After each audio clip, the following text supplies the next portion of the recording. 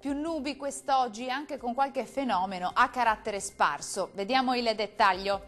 Sul Veneto il cielo si presenterà molto nuvoloso o anche coperto e con locale pioviggine associata. Peggioramento poi nel corso della serata e della nottata.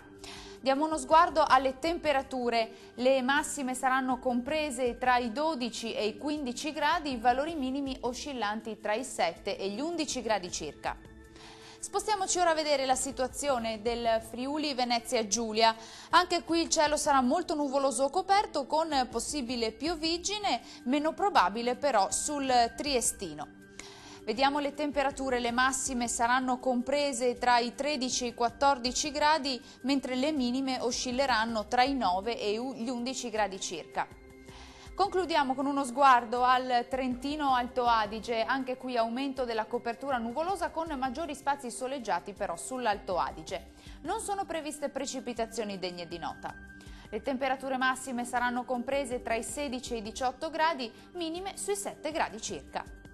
Il mare sarà generalmente poco mosso, i venti moderati da sud-est, localmente deboli sulla laguna di Venezia. Dal meteo di Antena 3 è tutto, arrivederci.